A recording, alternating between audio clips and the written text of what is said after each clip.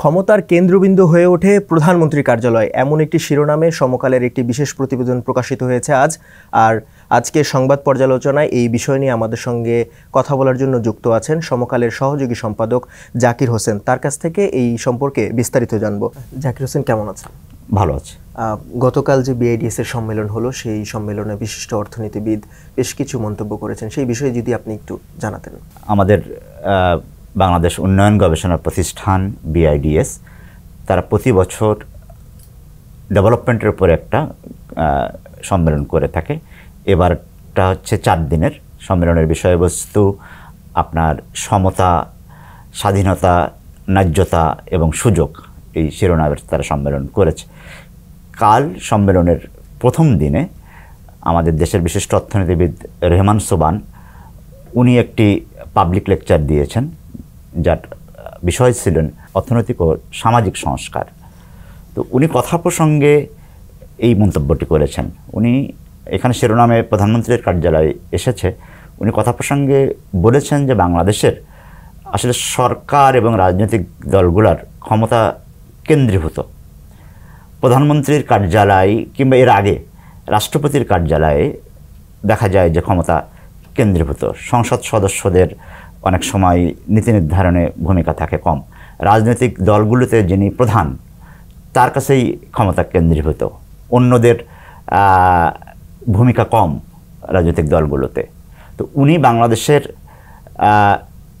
সরকার ব্যবস্থা এবং রাজনীতির, সমাজের কাঠামোগত সমস্যা বোঝাতে যে উনি এরকম একটি মন্তব্য করেছেন। প্রসঙ্গক্রমে তিনি এই মন্তব্যটি করেছেন। উনি মূলত যেটা বোঝাতে চেয়েছেন যে রাষ্ট্র এবং সমাজের এবং প্রতিষ্ঠানের ভিতর বাংলাদেশের যে সমস্ত কাঠামোগত দুর্বলতা রয়েছে, এইগুলোই আপনার এখনকার সরকার যে সংস্কার প্রক্রিয়া শুরু করেছে সেটা ভালোভাবে অ্যাড্রেস করতে হবে।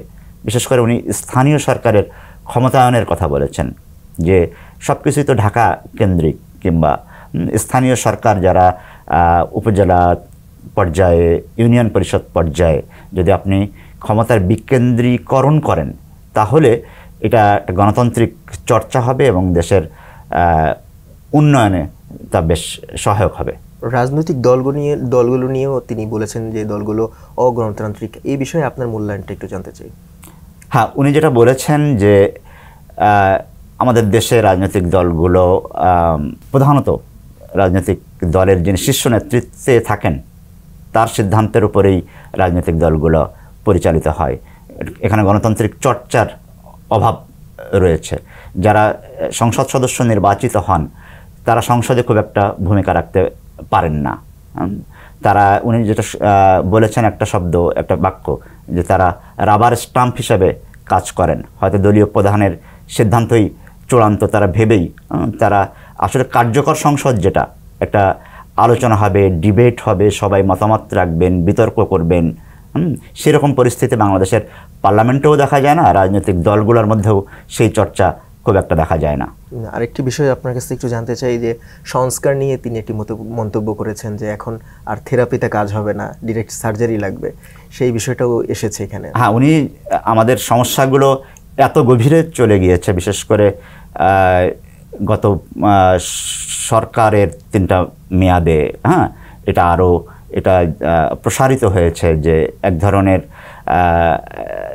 দুর্নীতি, এবং সেটা সরকারি কর্মকর্তা, রাজনীতিবিদ এবং কিছু ব্যবসায়ী শ্রেণীর মধ্যে যেটা নেক্সাস, এটা উনি উল্লেখ করেছেন, যেটা শ্বেতপত্র কমিটির প্রতিবেদনেও এসেছে, যে সমাজ আসলে মানে রাষ্ট্র একটা অলিগার্কদের দ্বারা পরিচালিত হয়েছে। কিছু গোষ্ঠী কিংবা কয়েকজনের সিদ্ধান্তেই রাষ্ট্র পরিচালিত হয়েছে, সিদ্ধান্ত নেওয়া হয়েছে। উনি এই অবস্থা থেকেই বেরোনোর জন্য উনি যে সংস্কারের কথা বলেছেন, যে এখানে প্রতিষ্ঠানগুলোর ব্যাপক সংস্কার দরকার, সে কারণে উনি বলেছেন যে এই সংস্কারটা ঠিক সার্জারির মতো হতে হবে, মানে খুব ম্যাসিভ সার্জারি বলতে উনি এখানে খুব ম্যাসিভ সংস্কারের কথাই উল্লেখ করেছেন, যে এখানে আসলে মানে ছোটোখাটো কোনো একটা পরামর্শ দিলাম তা না, সংস্কারটা হতে হবে একেবারে মানে ব্যাপকভাবে, এবং সেটা যাতে মানে কোনো গোষ্ঠী স্বার্থে না হয়, বাংলাদেশের জনগণের স্বার্থেই হয়, এরকম উনি উল্লেখ করেছেন। সংস্কারটা যেহেতু আমরা একটি অন্তর্বর্তী সরকারের চালাচ্ছে দেশটা, তাদের একটা নির্দিষ্ট সময় নিশ্চয়ই আছে, এই সংস্কারটা তাহলে কতদিনের মধ্যে হবে? এই সরকার কিন্তু বলছেন যে আমরা সংস্কারের মৌলিক সংস্কার আমরা মূলত শুরু করে দেব, কিন্তু এটার অনেক কিছুই বাস্তবায়ন করতে হবে রাজনৈতিক সরকারকে। তারা বিভিন্ন ক্ষেত্রে আপনার কমিটি করেছেন, টাস্ক ফোর্স করেছেন, সংবিধান, নির্বাচন ব্যবস্থা, আর্থিক খাত ইত্যাদি। হ্যাঁ, তো তারা হয়তো একটা আউটলাইন দিয়ে যাবে, কিছু জিনিস শুরু করে দিয়ে যাবে, কিন্তু তাদের বক্তব্য হচ্ছে যে এটা রাজনৈতিক সরকার আসলে সংস্কারটাকে এগিয়ে নিয়ে যাবে। আমার কাছে আরেকটু জানতে চাই, অন্তর্বর্তী সরকারের একটি নির্দিষ্ট সময়ের জন্য এই সরকারটি আছে, তো সংস্কার কাজটা আসলে কতদিনের মধ্যে হওয়া উচিত বলে মনে করছেন? আসলে সংস্কার কিন্তু একটি সার্বিকভাবে একটি দীর্ঘমেয়াদী প্রক্রিয়া। কিছু সংস্কার আছে যে আপনি শুরু করে দিতে পারেন। হ্যাঁ, সংস্কারটা হয় সাধারণত স্বল্প মেয়াদে, মধ্যমেয়াদে এবং দীর্ঘমেয়াদে। তো অন্তর্বর্তী সরকার তার নীতি নির্ধারকদের আপনি বক্তব্য যদি খেয়াল করেন, তারা কিন্তু সংস্কারের প্রাথমিক উদ্যোগ শুরু করে দিচ্ছে। তাদের কার্যক্রমও যদি দেখেন, তারা কিন্তু বেশ কয়েকটি কমিশন করেছে, কিছু কমিটি করেছে, কিছু টাস্ক ফোর্স করেছে। তো এদের সুপারিশ আসবে, সেই সুপারিশ অনুযায়ী এই সরকার যতদিন দায়িত্বে থাকবেন তারা হয়তো কাজ শুরু করে দেবেন। কিন্তু কিছু সংস্কার রয়েছে যে সেটা এই সরকার দায়িত্বে থাকাকালীন সময় সেটা জোরালোভাবে শুরু করা যাবে কিনা, কিংবা সেটা একটা মানে শেষ হবে কিনা, তার কিন্তু নিশ্চয়তা নাই। কিন্তু এনারা চাচ্ছেন যে মোটামুটিভাবে আমাদের যে সমস্ত ক্ষেত্রে সংস্কারের প্রয়োজনীয়তা রয়েছে, সংবিধান হোক, নির্বাচন ব্যবস্থা হোক, আর্থিক খাত হোক, এই সমস্ত জায়গায় সংস্কারটা যেহেতু বিশেষজ্ঞদের দিয়েই কমিটি করা হয়েছে, তারা যে সুপারিশ করবেন সেই সুপারিশ নিয়ে তারা রাজনৈতিক দলগুলোর সঙ্গে আলোচনাও করবেন। তারপরে একটা ঐক্যমতের ভিত্তিতে সংস্কার শুরু হবে। আগামী বছরের মধ্যে নির্বাচন দেখব একটি মন্তব্য করেছেন আরেক অর্থনীতিবিদ ওয়াহিদ্দিন মাহমুদ, এই বিষয়ে আপনার কাছ থেকে একটু জানতে চাই। হ্যাঁ, উনিও কালকে বিআইডিএস এর যে সম্মেলন, সেখানে উনি বক্তা ছিলেন। ওনার বক্তব্যের বিষয় ছিল বৈষম্য। তো বৈষম্য নিয়ে উনি কথা বলছেন, অন্যান্য বিষয়েও তার কথা এসেছে, সরকারের সম্পদের স্বল্পতার কথা এসেছে, যে আমরা আমাদের যে সম্পদ, সেই সম্পদ দিয়ে তো আমাদের ইচ্ছা থাকলেও অনেক কিছু করতে পারি না। শিক্ষা স্বাস্থ্যের মতো জায়গায় আমরা ঠিকমতো খরচ করতে পারি না। তো উনিও এক প্রশ্নের জবাবে এটা বলেছেন যে দেখেন, আমরা তো বেসিক্যালি স্বল্পকালীন সরকার, উনি তো সরকারের পার্ট, উনি পরিকল্পনা এবং শিক্ষা উপদেষ্টা, তা আমরা স্বল্পতম সময়ের সরকার। আমার ব্যক্তিগত মত যে আগামী বছর হয়তো আমরা রাজনৈতিক সরকার দেখব। তো এখানে তো কিছু জিনিস শুরু হয়েছে, উনি সেটা বোঝাতে চেয়েছেন যে উনি বেসিক্যালি যে রাজনৈতিক সরকার এই জিনিসগুলো এগিয়ে নিয়ে যাবে সেটা বোঝাতেই উনি এই প্রসঙ্গটা এনেছেন।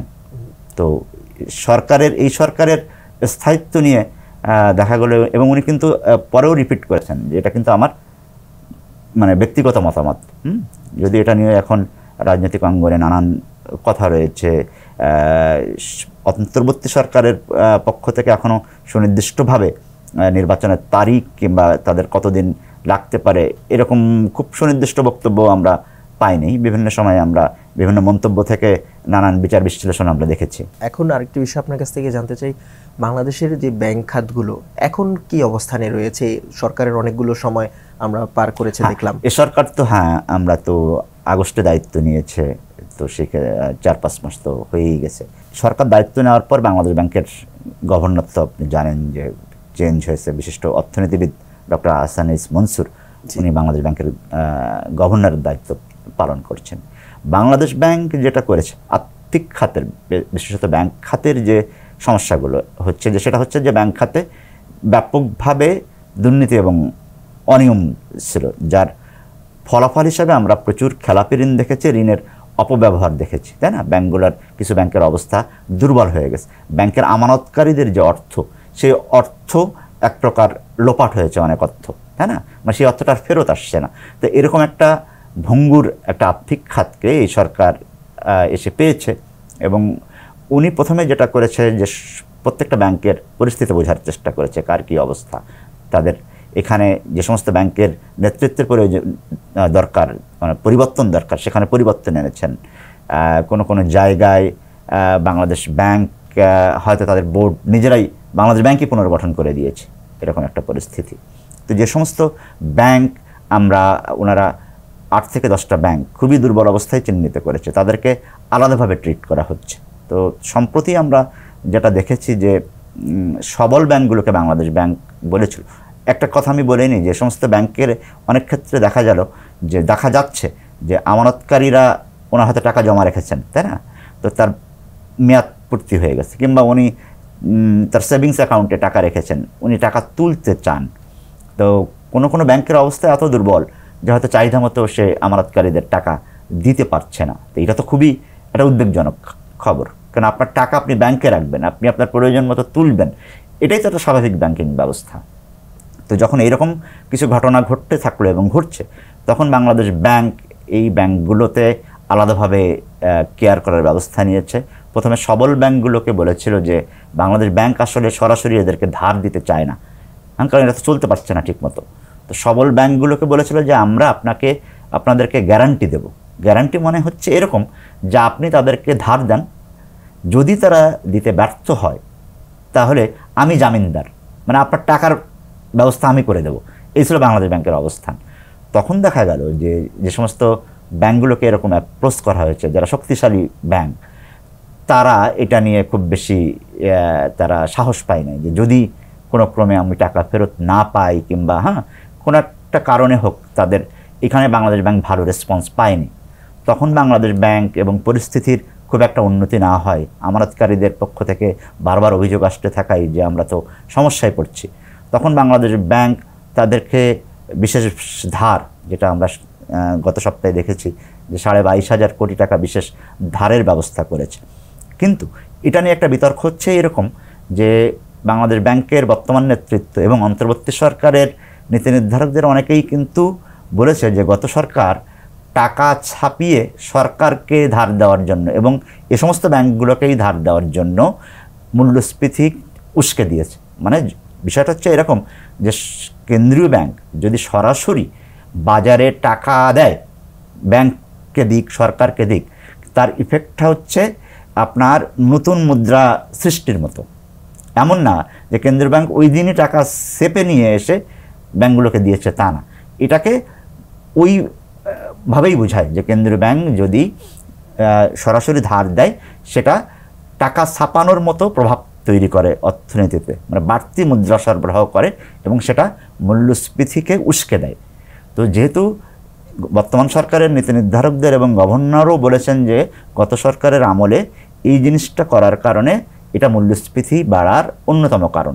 তো এখন বাংলাদেশ ব্যাংক বাধ্য হয়ে যখন আবার একই কাজ করতে বাধ্য হয়েছে, তখন একটা সমালোচনা হচ্ছে যে আপনারা যে জিনিস নিয়ে আপনারা বারবার বললেন যে এটা আপনারা করবেনও না, তাহলে সেটা করলেন। যদিও বাংলাদেশ ব্যাংক একটা ব্যাখ্যা দিচ্ছে, যেটা আমি খানিকটা আগেও বললাম, যে বাংলাদেশ ব্যাংক বিকল্পভাবে ব্যাংকগুলোর মাধ্যমে একটা ব্যবস্থা করতে চেয়েছিল, কিন্তু সেখানে খুব একটা সফল হয়নি।